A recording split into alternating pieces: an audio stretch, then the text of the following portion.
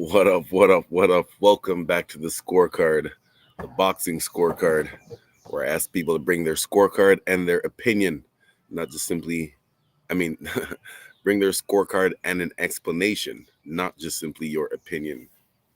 I'm your host, Cedric Benn. I'm here every Sunday, 9:30 a.m. Canadian Eastern Time. If you can't catch it live, catch it on any podcast platform that you can possibly have. Talk and Fight on YouTube. It's Talk and Fight, the number one boxing podcast channel on YouTube. All right, let's get right into it. So last night we had um, the 140-pound debut of Mr. Teofimo Lopez. This fight was a W for the WBO International Super Light belt, which was vacant, and another vacant belt, which was the North American Boxing Federation Super Lightweight belt. So let us start with the challenger first. The challenger, Mr. Pedro Campa. His full name is Pedro Antonio Campa Medina. He is from Mexico. Has a record of 34 wins with only 2 losses and 23 knockouts. Um, he has a very good record. However, it's against C-level competition. So that's where things kind of get tricked into it. My man Zev is already in the comments. What you got, Zev? Tio is elite. Anyone saying he's not is simply hating. Superb performance against a solid opponent, regardless of what the haters say. Nice comeback fight for Lopez. Campa was slow, but had a beard. Yes, and I'll get into those details in 1 second. Basically, yeah, I agree with you, what you're saying, man. You know, when someone moves up, actually, let me get through the intro first, and then we'll get to the breakdown. So I was saying, Pedro Campa has a very good record, but it's against C-level competition, so it's kind of a little bit off. Um, Mr. Teofimo Lopez, however, let's get to him. I already know who he is, but just to get his details, his exact details, he is still, for as much as he's accomplished, he's still young as far as number of fights. He's 17 and 1 loss, 17 wins, 1 loss with 13 knockouts. His nickname is the Takeover. And his biggest wins, Teofimo Lopez's biggest wins, his biggest win of his whole boxing life was against Vasily Lomachenko. At the time, nobody thought Lomachenko was beatable, and Teofimo. And see, that's the thing about that win. When Teofimo beat Lomachenko a couple of years ago, it was right for his nickname to be the Takeover, because this was during like the when COVID was at its height and everything was still shut down, and boxing only, it was only a few boxing matches going on with no crowds in it. And it seemed, shout out to my boy Lukey from in the ropes boxing, he brought this point up that it seemed like Lopez was the beginning of this new generation of boxers to literally take over. So that's why that nickname was perfect for him, because when he beat Lomachenko, when nobody thought Lomachenko was beatable, that was supposed to be like the beginning of the new generation. And I think what happened, he kind of got in his own head and kind of thought that he was bigger than he really was, and it kind of caught up to him in the George Kambosos fight that he lost.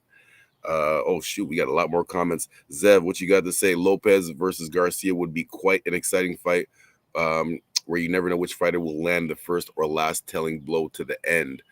You mean Teofimo Lopez and Ryan Garcia, I'm assuming you mean? Yeah. Of course. Shoot, man, that financially that would be big. Financially would be big. The press conference would be big, because both those guys are big talkers. So yeah, that would be some.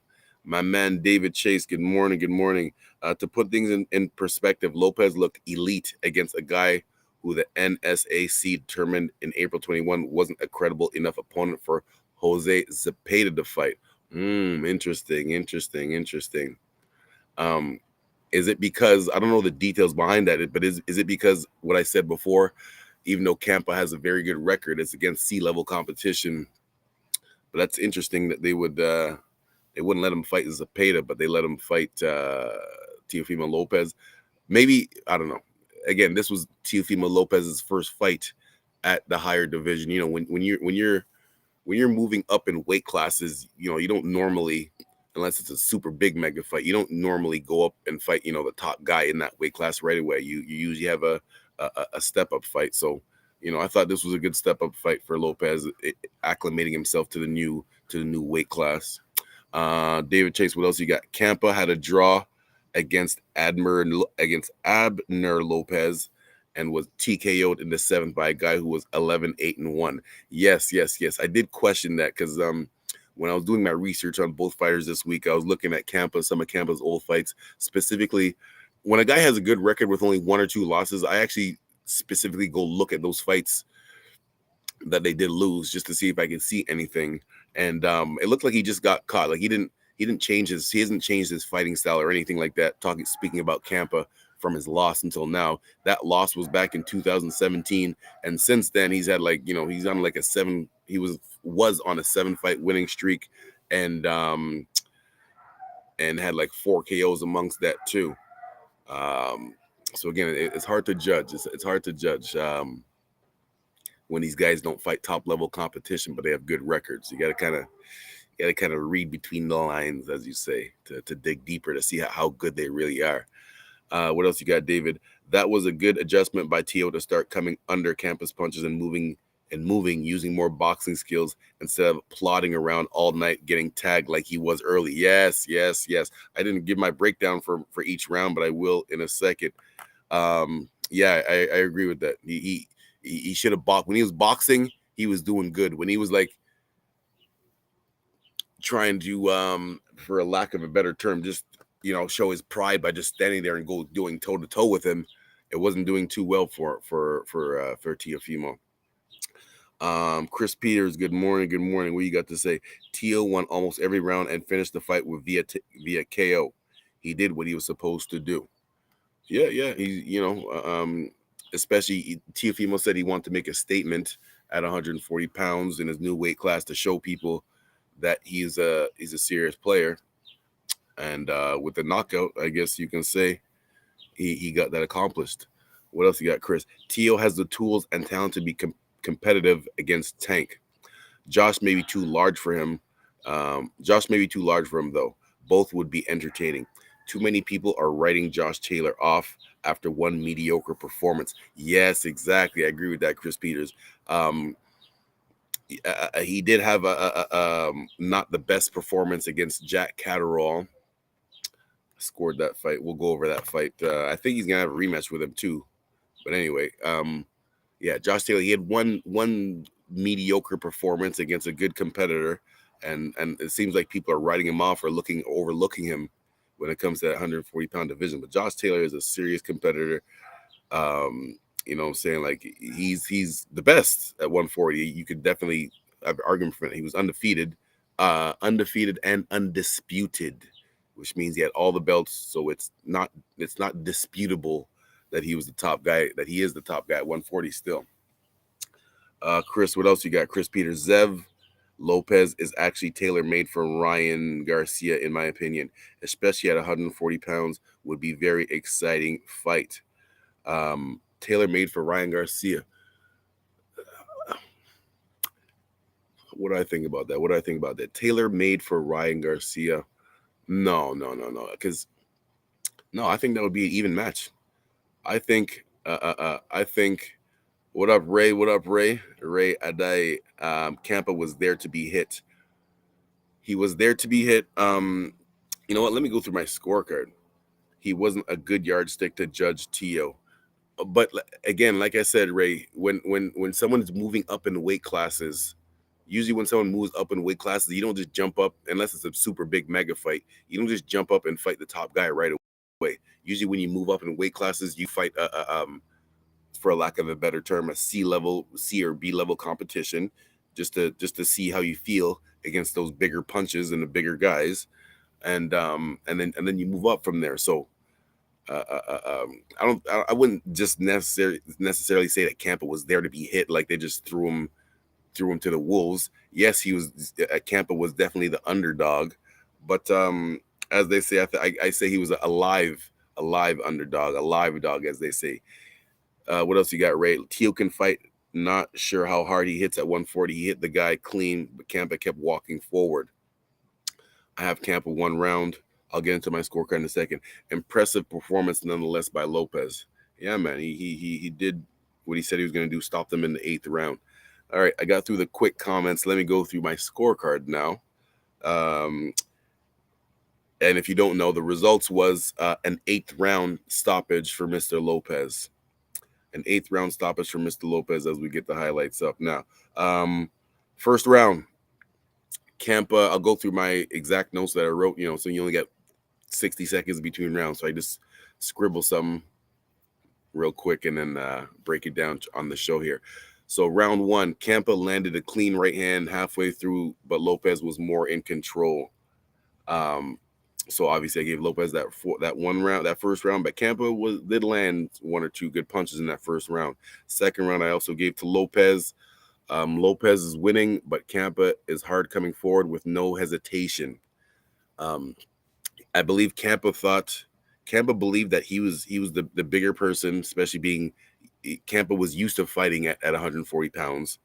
And so I'm assuming Campa felt like this guy's a small guy. I'm just going to impose my size on him and come forward.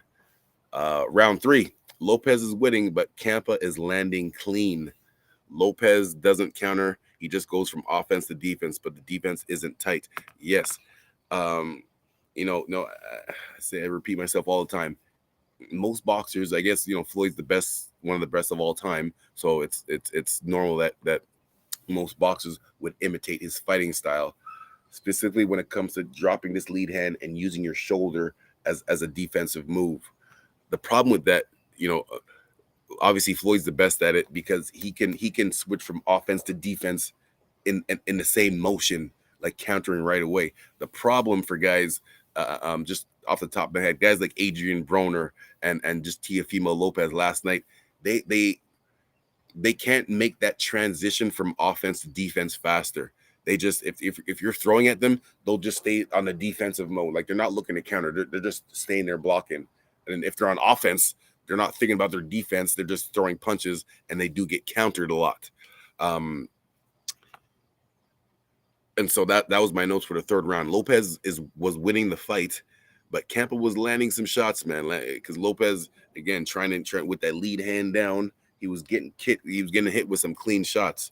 Getting hit with some clean shots. Round 4 and 5, 4, 5, 6, I marked as close rounds.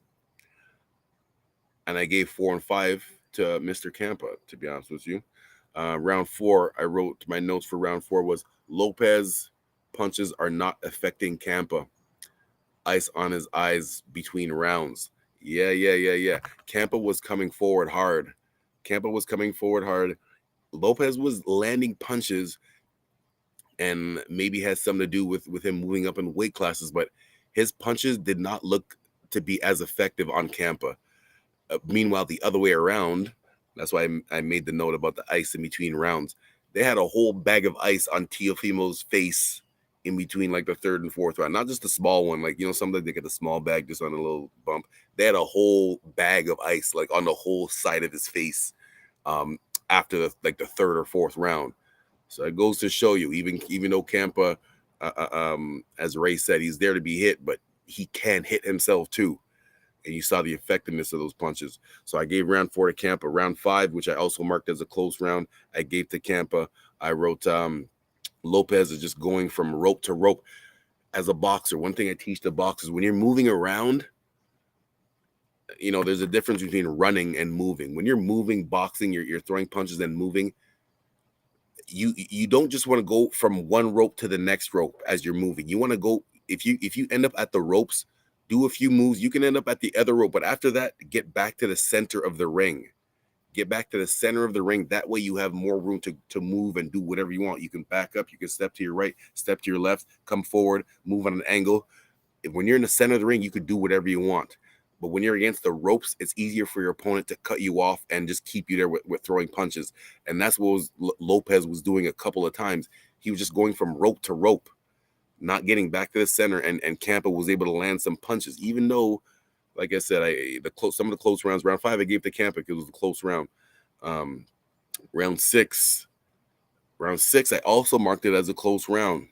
but I gave that round to Campa. That's Campa on my left, on my right there. Round 6, I marked it as close round, but I gave it to Lopez. My notes for round 6 was ice on the whole side of his face. Lopez barely winning these rounds. Yeah, man, I marked it. This, you see, this the nice right hand by Lopez right there. He was landing those, but after like that, like you would think that shot that you see right there was a big shot. He landed that, and Campa still was coming forward. Campa was coming forward, so that was kind of making me question Teofimo's power at 140, even though at the time he ended up stopping him. But at the time when this fight was happening and Lopez was landing some of those punches, I was saying to myself, it doesn't really look like Campa is being affected that much by these punches. So, how's Lopez going to do at 140? But as the fight went on, Lopez's punches were a little bit more effective. Round 7 was a knockdown, 10-8 round for Mr. Lopez. As you see, that little big uppercut landed right there. I didn't write any notes for round 7. Round 8 is when the stoppage came, and the referee came in and saved Campa in that 8th round. Oh, and I missed some comments here. Let me go back.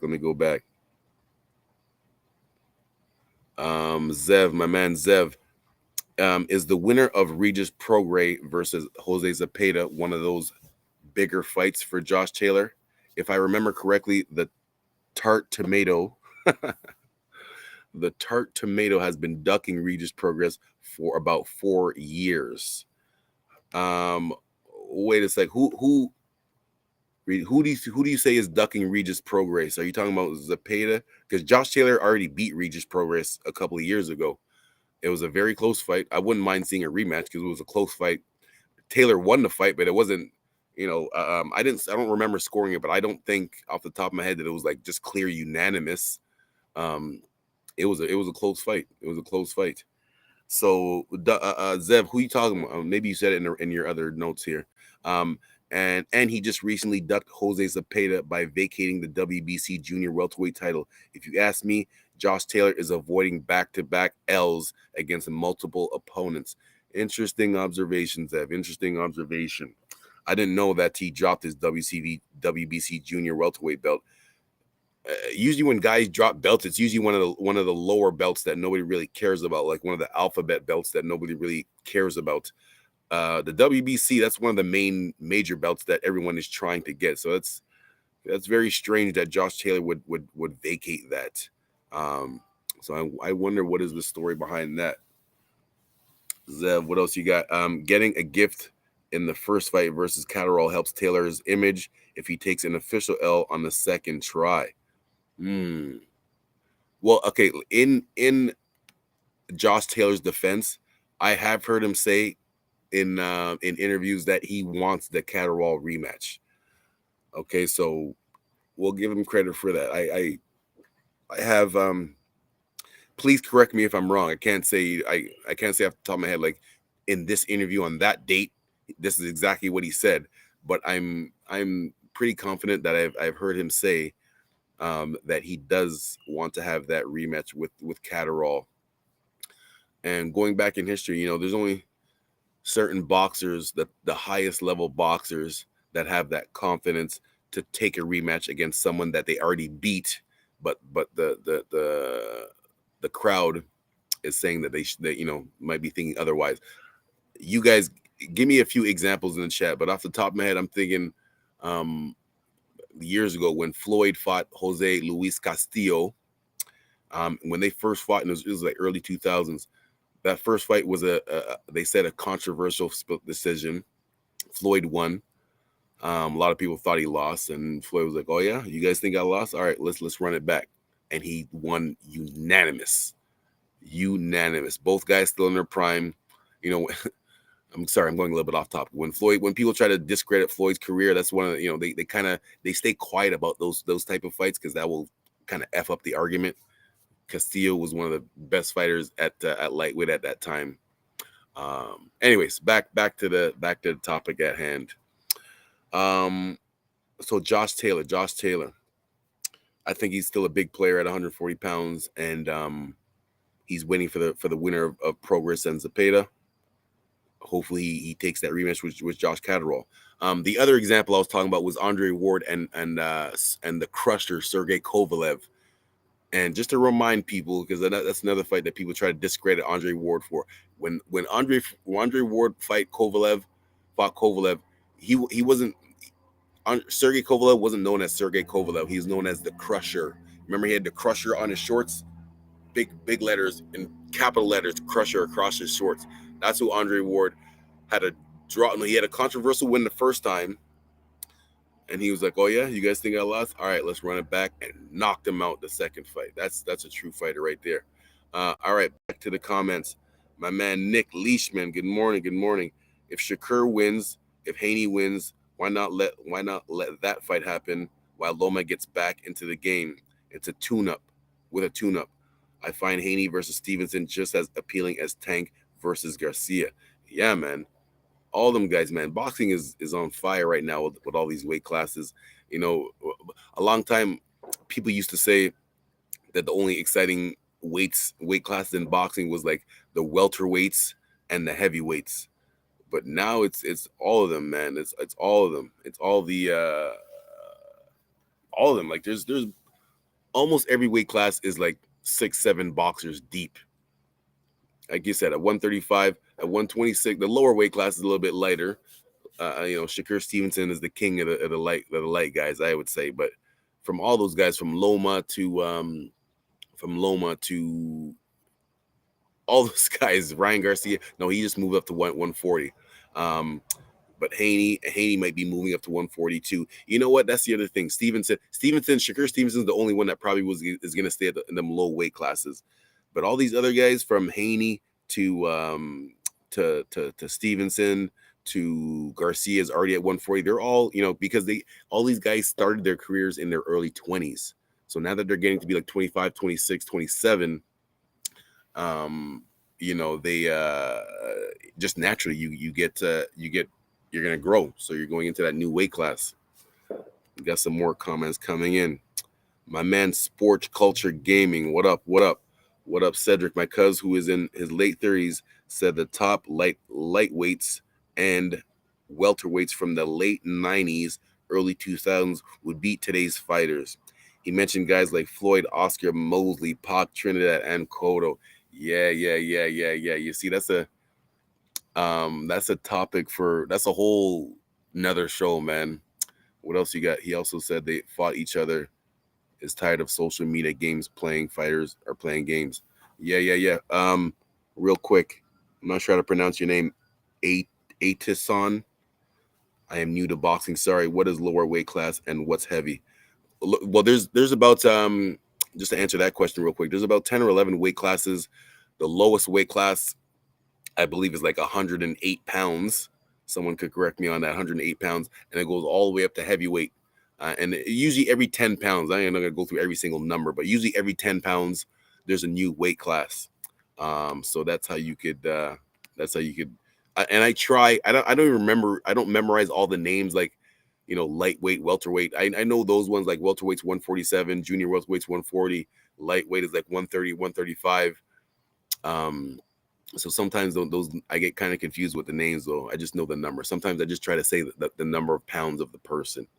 So, Tashawn, don't worry. Try to do your best to follow as best as you can. Thank you very much for tuning in. I will do my best to educate you as we go along and say the number. But sports gaming culture, going back to what you said, man, that's a whole different topic for another day, man. The only thing I can say, there's certain fighters that would have lasted in any generation. I believe Floyd would have lasted in that. Oh, you mentioned Floyd here anyway. And Floyd does come from the early 2000s too. But as far as the late 90s guys, I guess, well, Floyd was more from this generation. Not, he turned pro in 98. So he was kind of like the last part of that crew from like when Floyd first turned pro, De La Hoya and Trinidad and Mosley and them guys, and they were already well established. I would consider like Floyd and Miguel Cotto, those guys are more from this generation that just finished, like from 2000 to like now. De La Hoya and Trinidad and them, Mosley, those guys were in the late 90s, I should say. So it's very fun. One of these times, if you guys suggest it enough, I will make a show comparing the generations and who I think would win. So, but you guys have to suggest it in the chats. All right, all right. What else we got? What else we got? Thank you very much for making in the chat here, just talking about some of the weight classes. Lightweight is 135 pounds, 61 kilograms. You know, in amateur boxing, when they usually go by kilograms too, not pounds, so that also confuses me sometimes. Sports gaming culture. I said Twitter and Instagram didn't exist back then, different times. Yeah, and what I say is, nowadays, if you're on social media,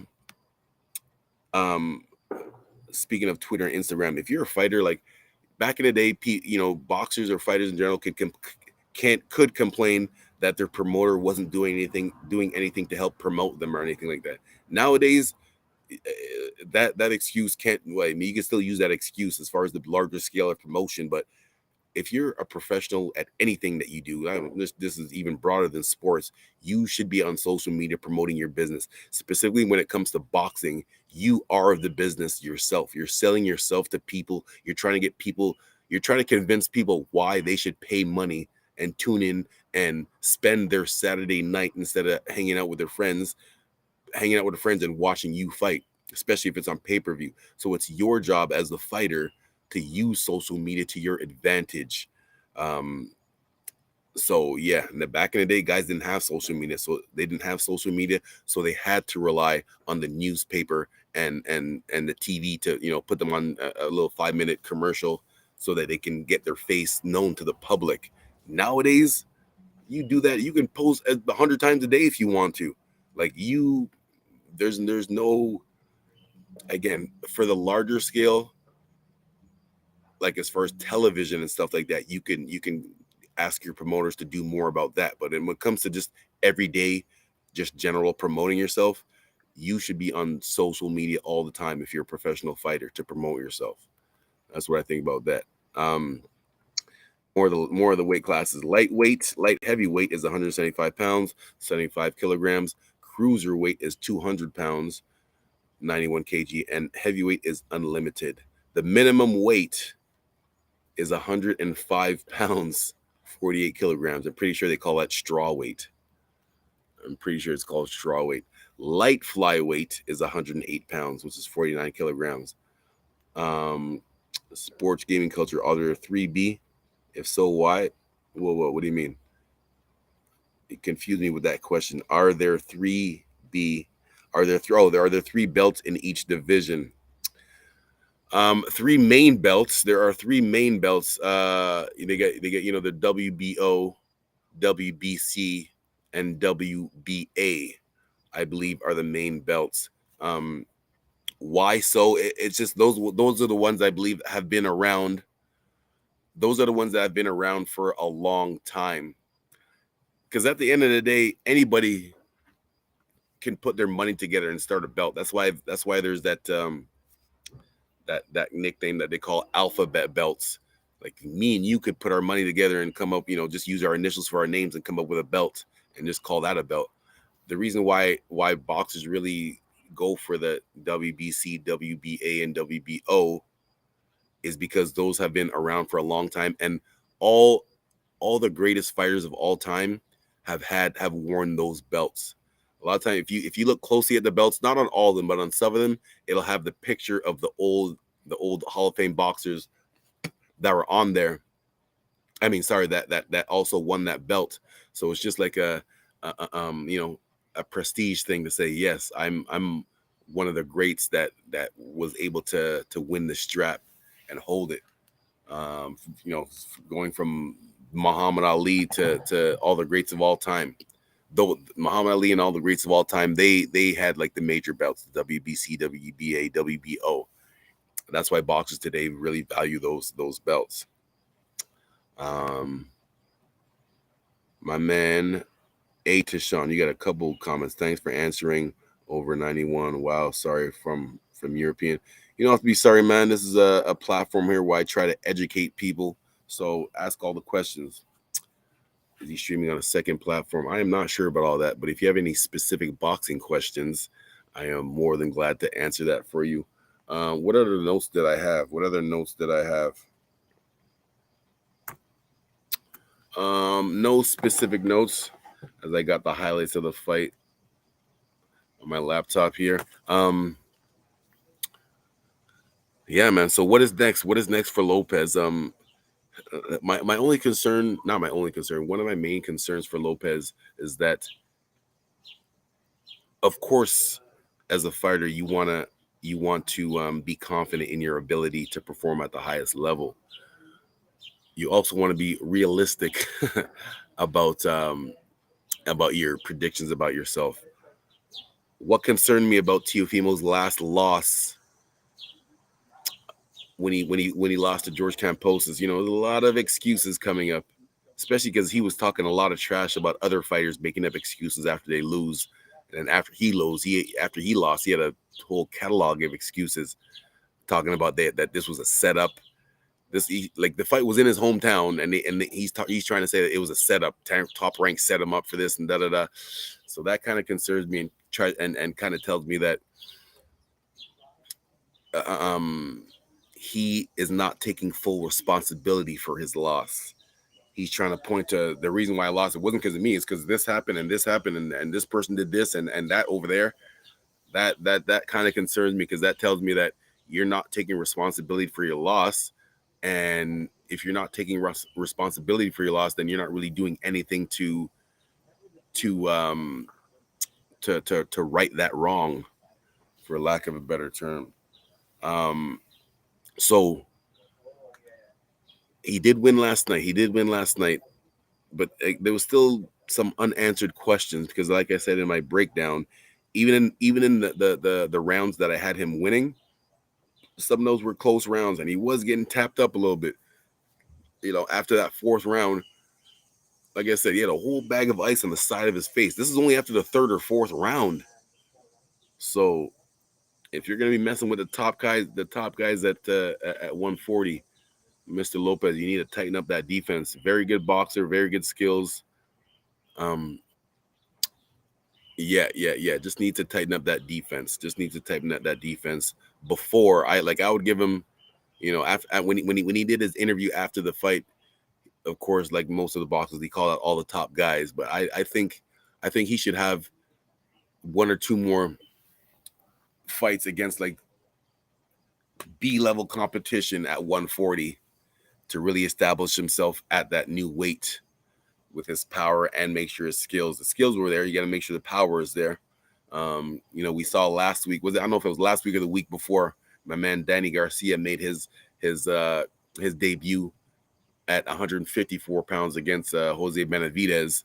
And even though Danny Garcia won clearly with his skills, the power did not look like it was there. And one of the things, when you're moving up in weight classes, there's two main things that you have to have, either one or the other. When you're moving up in weight classes, you either have to have exceptional power, because you're fighting bigger guys and you got to keep those bigger guys off of you, and the same effectiveness that your punches had against the lower weight guys might not have the same effect on the higher weight on the higher weight class guys. So you either have to have exceptional power, or if you don't have power, you have to have exceptional skills. Not just average skills. You need above and beyond exceptional skills if you don't have the power to keep those bigger guys off you in those bigger weight classes.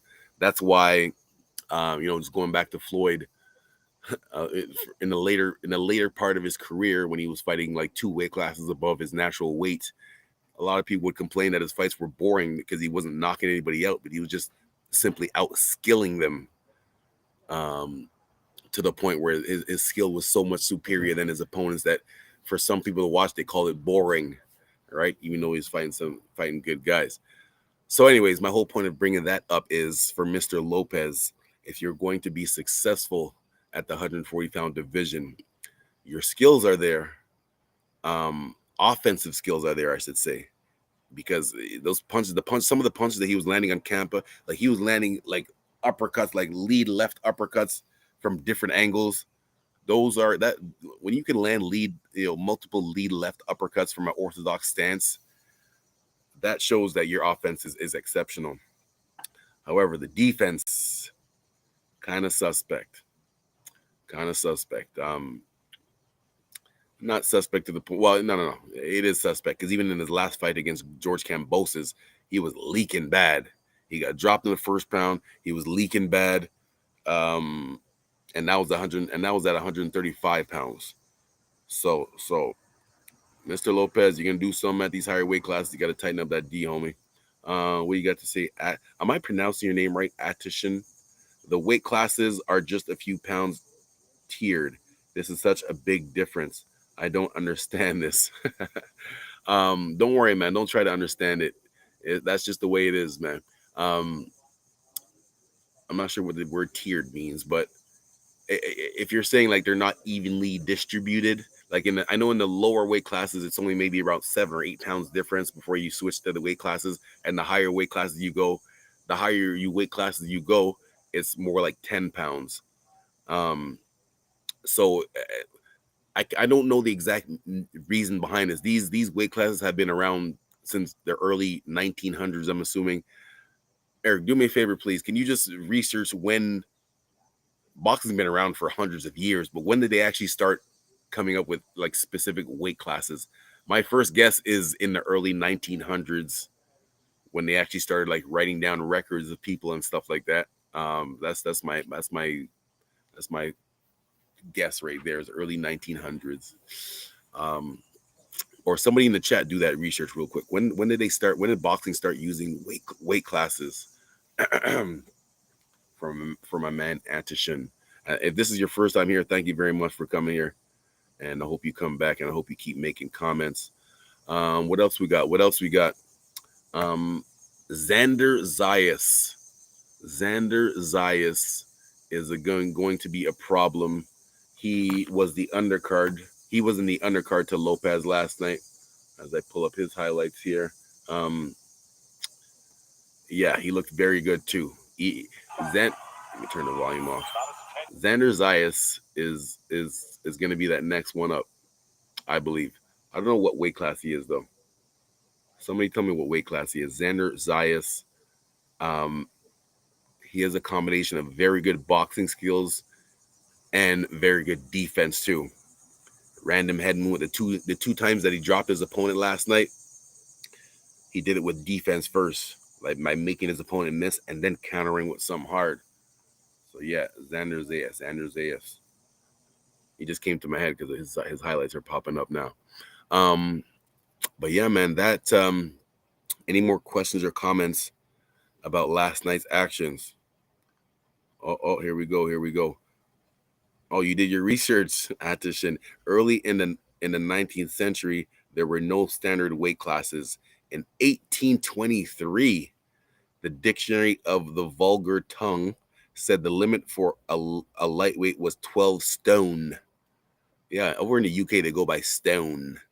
12 stone, which is 168 pounds, 76.2 kilograms, while Sportsman's slang the same year gave 11 stone, which is 154 pounds, 69.9 kilograms, as the limit. Thank you very much, Atishin, for doing that research. I really appreciate that. XD middle-aged measuring in stone.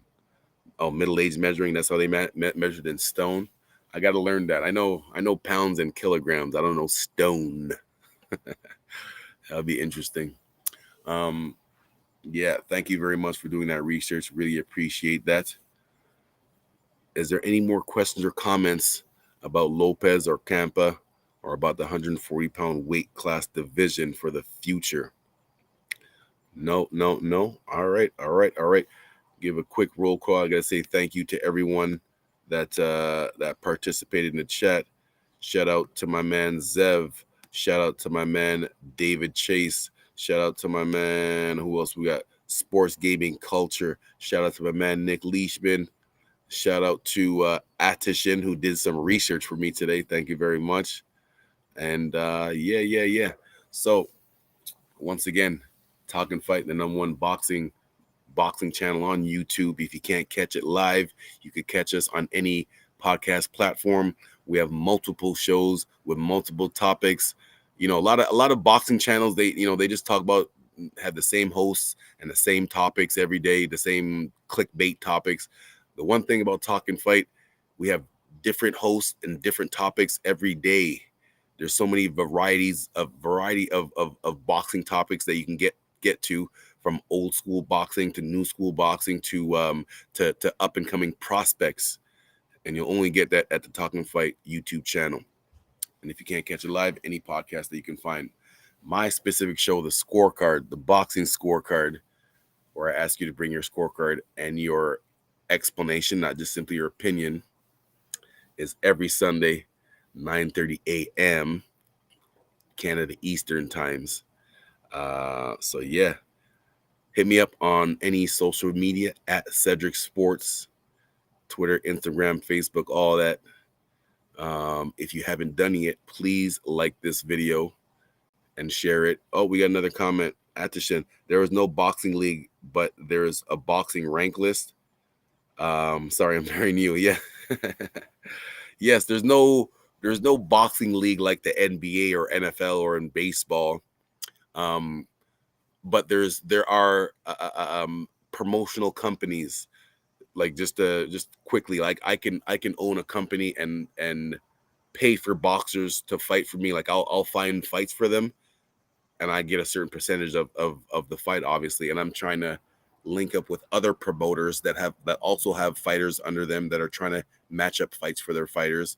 So as a promoter, I speak to another promoter, and we try to match our guys together. And that's how, just to give you a brief way of how that works. That's how that works. So yeah, there's no actual league, and I don't know how that works, because, and again, this is a whole other topic for another day, but to think of something like the UFC, I don't think financially that model would work. The reason why boxers still get paid 10 times more than MMA guys is because of the way that the business works right now. The UFC, oh wow, that sounds out of the box. Yeah, it is, because the UFC is basically a monopoly. One person owns it, or there's no higher level. Like you can't leave the UFC and go fight for another MMA company and make just as much money. That's the problem. And so that's why the owners for the UFC, that's why they can afford to pay these guys peanuts, like the change that falls out of your pocket. That's how much they pay these guys, because there's nowhere else for them to go. They have no option. Like a UFC guy, there's just a random UFC guy on the roster. Like if you're one of the high champions like McGregor or John Jones, you can negotiate your contract. But for 99% rest of them, maybe not 99%, I would say a good 90% of the rest of the UFC roster, they don't have the option to walk into the promoter's office and say, listen, I believe I deserve more money. Let's talk about this and see how we can make this work. UFC fighters don't have that option. They don't have that option. That's why Dana White just tells them to shut up. This is all you're getting paid, and there's nothing you can do about it.